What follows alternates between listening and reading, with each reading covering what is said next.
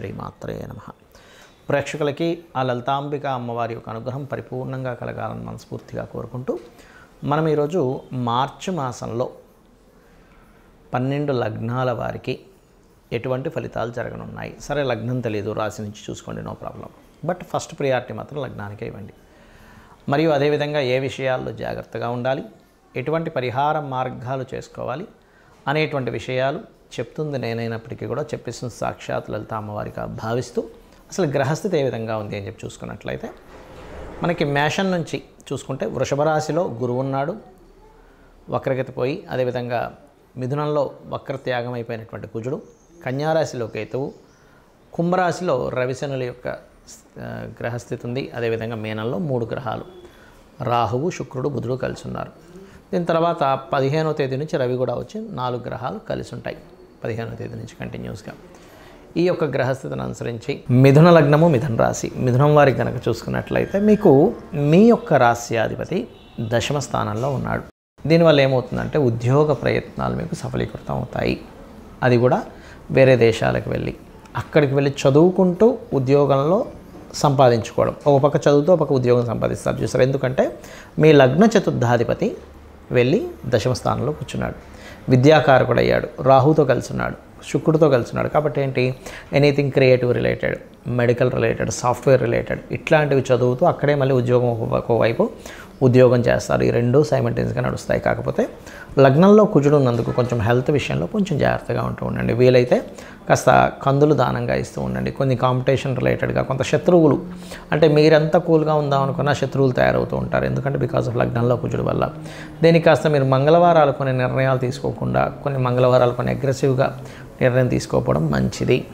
అదేవిధంగా ఈ యొక్క మిథునం వారికి చూసుకున్నట్లయితే ఈ ధనాధిపతి ధనస్థానం మీరు కనుక గమనించుకున్నట్లయితే ఉద్యోగంలో గతంలో ఆగిపోయినటువంటి ధనం ఏదైనా రావడం అనేటువంటిది చాలా స్పష్టంగా గోచరిస్తుంది.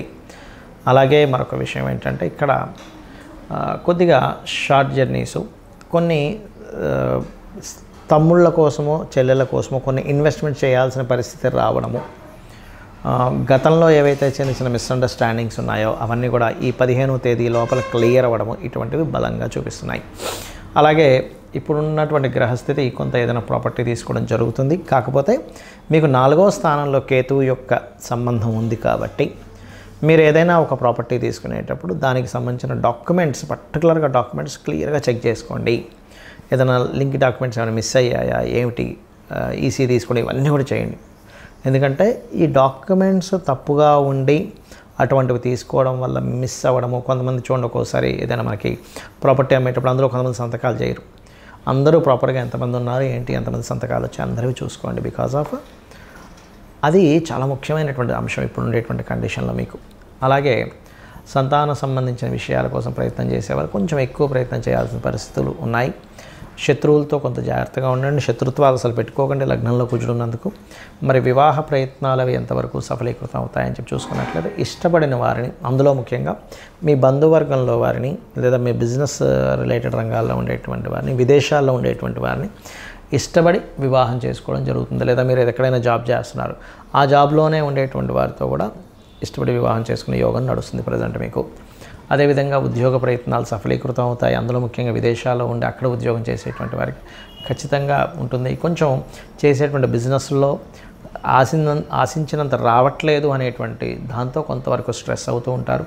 అయితే మీరు ఎక్కువగా కందులు దానంగా ఇస్తూ ఉండండి. కందులు, ఉలవలు దానంగా ఇస్తూ ఉండండి.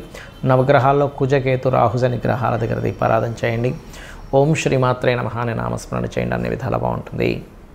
ఈ మార్చి మాస ఫలితాలు అయిపోయిన తర్వాత మనకి నూతన సంవత్సరం రాబోతుంది, విశ్వవసు నామ సంవత్సరం. ఇప్పటి నుంచే చెప్తున్నాను, అసలు విశ్వవసు నామ సంవత్సరంలో అయినా మీరు కంప్లీట్గా సక్సెస్ అవ్వాలంటే ఎటువంటి జాగ్రత్తలు తీసుకుంటే ఎవరైనా సరే, అంటే ఏ లగ్నంలో పుట్టినా, ఎటువంటి నక్షత్రంలో పుట్టినా, ఎటువంటి గ్రహస్థితులు ఎలా ఉన్నా సరే, ఇప్పుడు నేను చెప్పబోయేది మీకు ఫైనాన్షియల్గా, పేరు ప్రఖ్యాతుల పరంగా మీరు అనుకున్నటువంటి సంకల్పం ఏదైనా, మీ డిజైర్ ఏదన్నా సరే నెరవేరడానికి ఇప్పుడు నేను మీకు ఒక ఆస్ట్రాలజీలో ఉండేటువంటి ఒక సీక్రెట్ చెప్తున్నాను. అది కనుక పాటించగలిగితే అద్భుతంగా మీరు చేరుకోగలుగుతారు. ఒకటే గుర్తుపెట్టుకోండి, మనము ఎందుకు ఇంత ఇబ్బందులు పడుతున్నాము ఆస్ట్రాలజీ మనకి ఏం చెప్తుందంటే వెరీ క్లియర్లీ మనం ఇప్పుడున్నటువంటి ప్రజెంట్ కండిషన్లో ఉండే నిర్ణయం ఒకటి, రాంగ్ డెసిషన్స్, ఓకే, అంటే రాంగ్ టైంలో మనం ఏదో ఎక్స్పెక్ట్ చేస్తూ ఉంటాం. సిచ్యువేషన్స్ ఒక దగ్గర ఒక రకంగా ఉన్నప్పుడు ఇంకోటి మనం ఆలోచిస్తూ ఉంటాం. అదొకటి మెయిన్. అది దానికి ఏంటి కారణం అంటే పంచమ స్థానము అంటారు, 5th లార్డ్.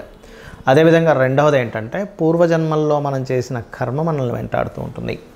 ఇక్కడ చాలామందికి సందేహం ఏంటంటే మరి పూర్వజన్మ కర్మలో అలా ఉన్నప్పుడు అది ఇంకా మారదా, మరి అలా ఉన్నప్పుడు అలాగే నడిచిపోవాలి కదా అనుకుంటూ ఉంటారు. కానీ ఇక్కడ భగవంతుడు మనకి 2 ఇచ్చాడు విషయాలు. ఏమిటంటే ఒకటి, మనం పూర్వజన్మలో చేసినటువంటి కర్మ వల్ల మన జాతకం నడవడము, రెండవది మన ప్రయత్నం వల్ల కూడా కొంత ఆ స్కోప్ అనేటువంటిది, ఆ ఛాన్స్ అనేటువంటిది మనకి ఇచ్చాడు. దాన్ని ఫ్రీ వీల్ అంటారు.